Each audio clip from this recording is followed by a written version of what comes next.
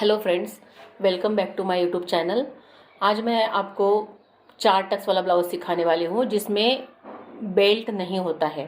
With belt वाला एक blouse होता है, एक बिना बेल्ट का होता है। जो ज़्यादा करके डिज़ाइनर ब्लाउज में जो 4 टक्स वाला ब्लाउज है वो यूज़ होता है, क्योंकि डिज़ाइन ना कटे। कोई कोई डिज़ाइन का बनावट ऐसे होता है कि हम वो काट नहीं सकते हैं। ऐसे टाइम पे 4 टक्स वाला ब्लाउज यूज होता है। फिटिंग में भी वो बहुत अच्छा बैठता है। तो मैं पहले आपको कपड़े पे ड्राइंग करके बताऊंगी कि 4 टक्स वाला ब्लाउज कैसे होता है। और 4 टक्स वाला ब्लाउज सभी साइज़ों के लिए अलग अलग जो चेंजेस होते हैं वो भी सारे मैं आपको बताने वाली हूँ। इसलिए मेरी रिक्वेस्ट है कि आप वीडियो स्किप ना करें, नहीं तो फिर आपको वीडियो समझ में नहीं आएगा। तो चलिए स्टार्ट करते हैं। यहाँ पर जो लेंथ है वो है 14.5 इंच, चेस्ट है जो है वो 40 इंच, वेस्ट है 33 इंच और शोल्डर जो है वो है 7.5 इंच। ये 7.5 हमारा फुल शोल्डर है। ये बैक साइड का नेक जो रहता है उसके ऊपर डिपेंड रहता है कि हमें शोल्डर और आर्म होल कितना लेना है, उसके अनुसार ये चेंजेस होता है। ये भी मैं आपको सारी बातें बताने वाली हूँ, सारी जानकारी देने वाली हूँ। इसलिए मेरी रिक्वेस्ट है कि आप वीडियो स्किप ना कीजिए। चलिए तो स्टार्ट करते हैं। तो हमारी जो लेंथ है वो है 14.5 इंच। 14.5 में हम 1 इंच प्लस करेंगे, आधा इंच ऊपर सिलाई के लिए और आधा इंच ऊपर शोल्डर के लिए और नीचे कमर में सिलाई के लिए। तो हमें रेडी जो है वो 14.5 मिलेगा। सॉरी 14 नहीं है, 14.5 है हमारी लेंथ। तो यहाँ पे जो कपड़ा है वो सीधा नहीं है, इसलिए मैं यहाँ पे एक लाइन ड्रॉ कर रही हूँ और ये कपड़ा सीधा हो गया हमारा। अभी हमें 14.5 जो लेंथ है उसमें हमें 1 इंच प्लस करना है, मतलब 15.5 होगा। तो ये हमने 14.5 में 1 इंच प्लस किया है, 15.5 किया है यहाँ पर। अब सब जो ब्लाउज के नेक रहते हैं तो नेक के ऊपर डिपेंड रहता है कि आप शोल्डर और मुंडा कितना लें। जितना नेक बड़ा होगा उतना आपका शोल्डर और मुंडा कम कम होते जाएगा। तो यहाँ पर मेरा जो शोल्डर है वो है 7.5 इंच। 7.5 इंच में से इसका जो नेक है वो है 10 इंच, 10 इंच गला है इसका। इसलिए इसमें से हम 2 इंच माइनस करेंगे और शोल्डर रखेंगे 5.5। आपका जितना भी शोल्डर है फ्रेंड्स, उसमें आप फुल शोल्डर, उसमें से आप 10 इंच अगर गला आप सिल रहे हो तो आपको 10 इंच गला के 9.5 10 10.5, तो आप उसमें से 2 इंच माइनस कीजिए। और जितना आपका शोल्डर आ रहा है, मतलब देखिए आपका शोल्डर अगर 7.5 इंच है तो इसमें से आपको 2 इंच माइनस करना है, तो आएगा 5.5, मतलब 5.5 इंच आपका ये शोल्डर रहेगा।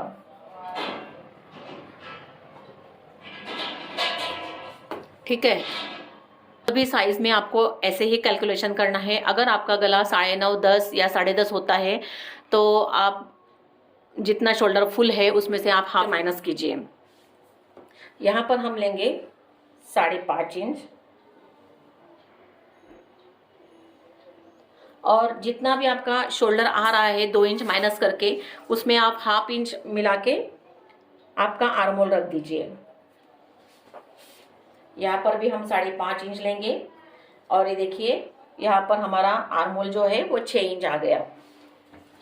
यहाँ से लाइन ड्रॉ करते हैं, ये भी जोड़ देते हैं। अब देखिए यहाँ पे आपको चेस्ट का जो नाप है 40 का चौथा भाग आता है 10 इंच। ठीक है, चौथा भाग 10 इंच आता है, लेकिन हम उसमें 2 इंच एडिशनल मिलाते हैं तो ये हो गया 12 इंच। मतलब 10 प्लस 1 करते हैं हम पहले। मेरी मेथड में हम 10 प्लस 1 करते हैं। बहुत सारे लोग उसमें 1.5 इंच भी कोई 2 इंच करता है। मैं कुल मिला के 2 इंच माइनस कर रही हूँ, मतलब 40 का चौथा भाग 10 आता है, उसमें 2 इंच प्लस करेंगे तो हो गया 12। तो 12 हो गया। ये जो है मैंने पहले 11 लिया है, 10 प्लस 1 और फिर 1 इंच लिया है। अब यहाँ पे सेम कमर का भी लेना है। वेस्ट का हमारा कितना है 33 है। 33 का चौथा भाग जो आता है वो आता है 8.25, प्लस 1 करेंगे हम, ऊपर 1 इंच और लेंगे मार्जिन के लिए। यहाँ पर 2 इंच मैंने प्लस किया है तो आपका जो टक्स है वो भी इसमें एडजस्ट हो जाता है।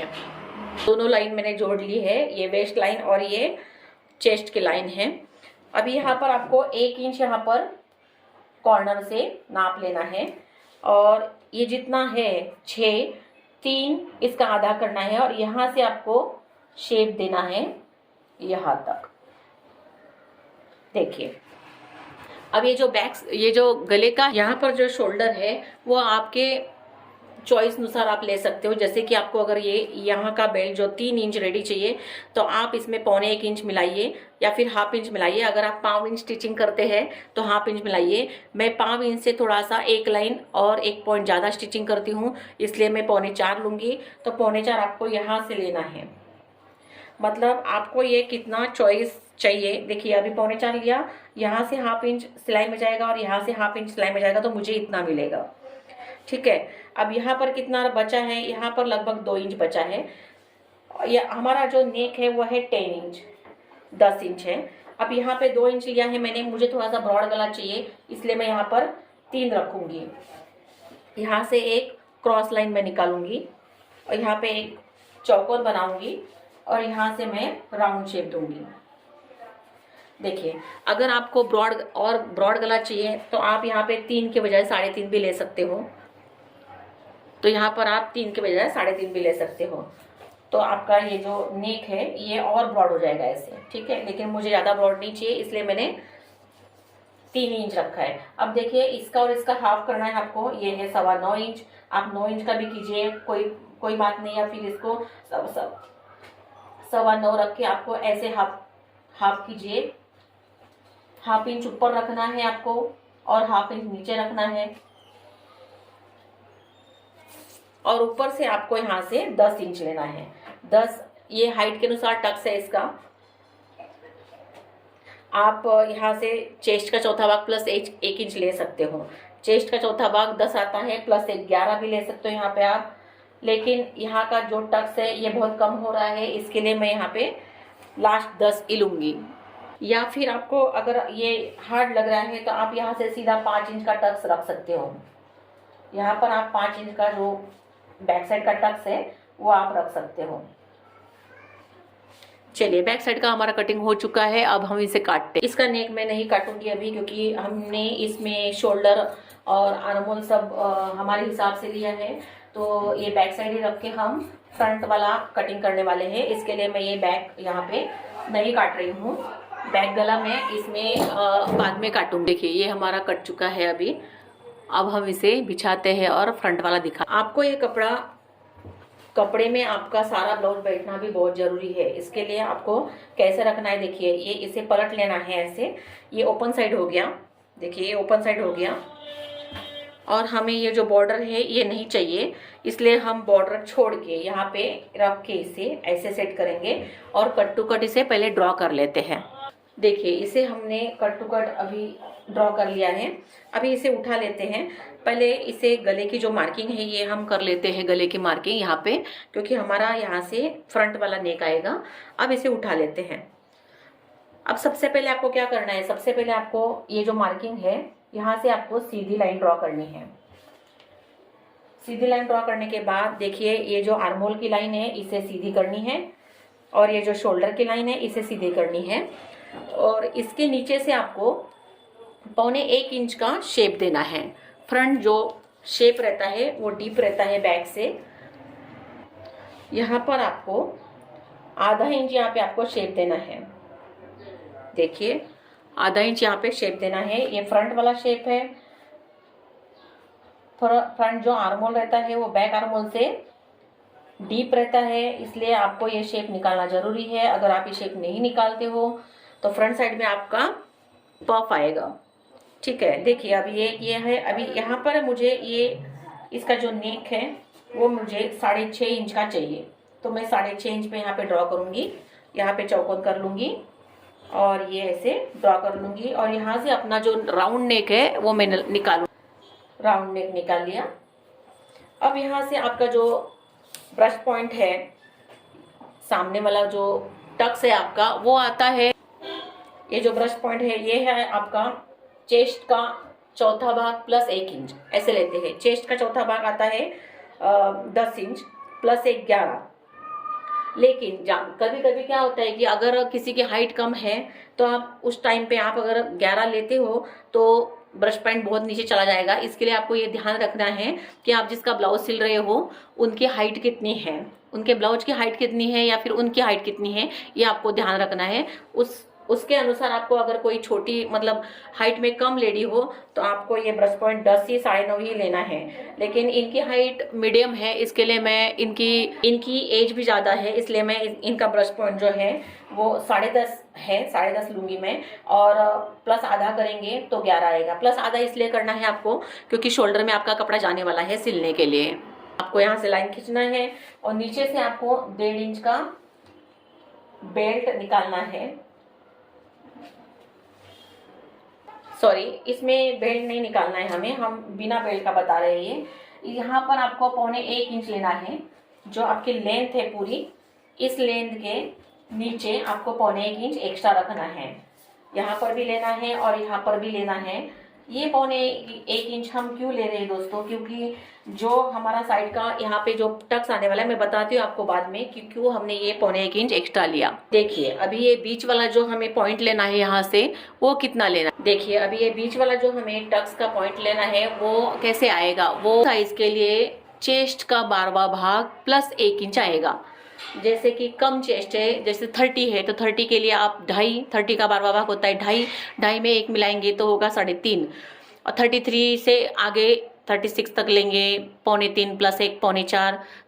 चलिए तो ये बीच का पॉइंट दिखाती हूँ अभी आपको कितना लेना है। ये लेना है चेस्ट का 12वां भाग प्लस 1 इंच। तो यहाँ पर जो है वो मैं यहाँ पर यहाँ पर मैं 3.25 प्लस 1 रख रही हूँ। 3.25 प्लस 1 आता है 4.25।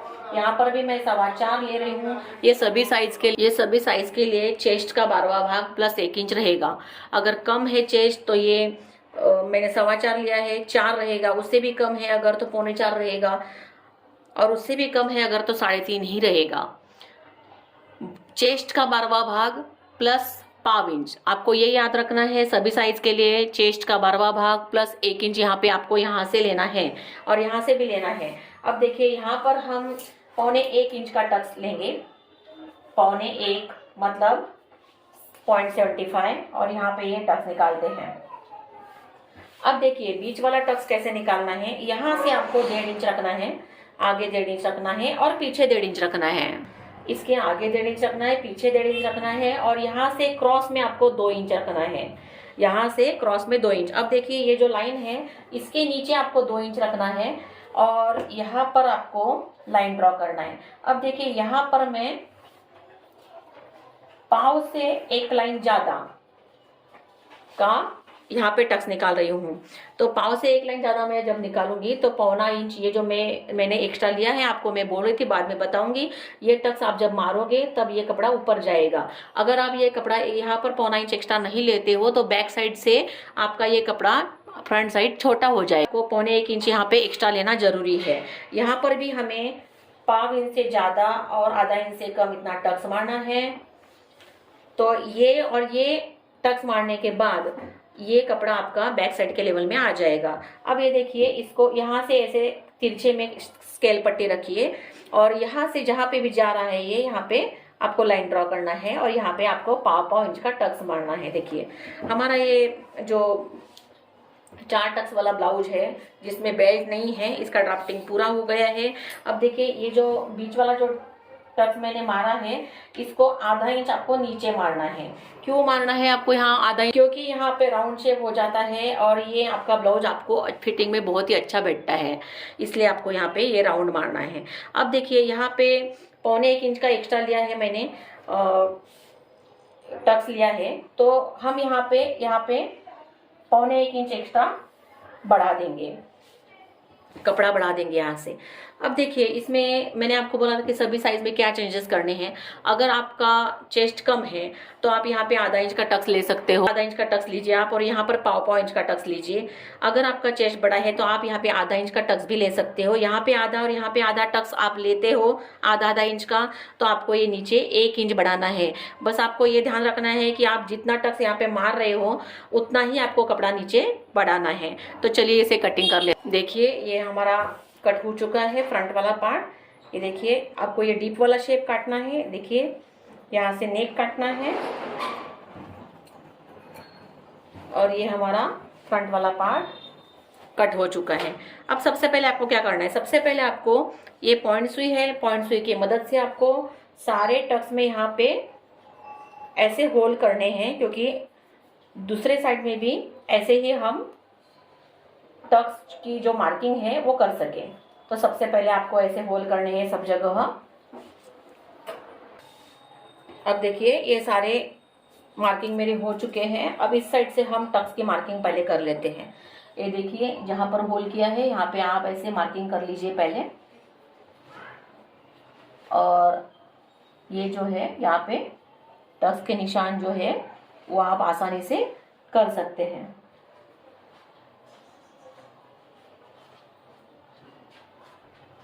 ये देखिए पहले हम अभी इसे मार्किंग कर लेते हैं।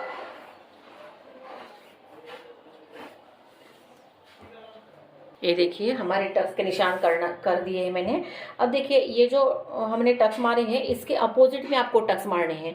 बहुत सारे बिगिनर्स क्या करते हैं कि इसको उठा लेते हैं और इधर मारते हैं, तो वो दोनों एक ही साइड का हो जाता है। इसलिए आपको अपोजिट साइड में आपको टक्स के निशान करने हैं। चलिए इसे रख देते हैं और स्लीव्स का आपको बताती हूँ, इसके स्लीव्स का नाप कैसे। इसका स्लीव जो है वो छोटा ही है। पहले इसका बैक साइड हम कट कर लेते हैं।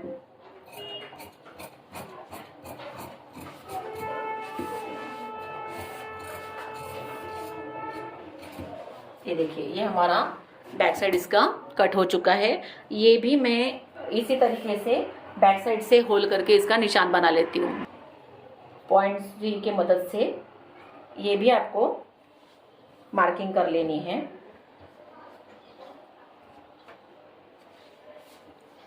अभी हम स्लीव्स का नाप लिए, स्लीव्स का कटिंग करते हैं।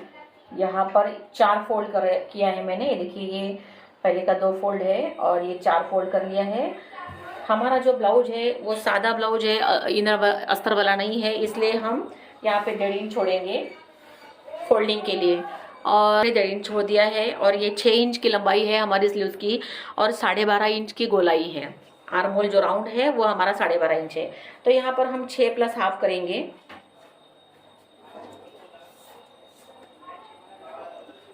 यहाँ पर हम जो आधा मुंडा नियम है वो 3 इंच लेंगे। यहाँ पर कोई आधा मुंडा नियम बोलता है, कोई खोली बोलता है। ये स्लीव्स के हाइट अनुसार और चेस्ट के अनुसार लिया जाता है। यहाँ पर मैंने ये 3 इंच लिया है और यहाँ पर मैं लूँगी 7 इंच।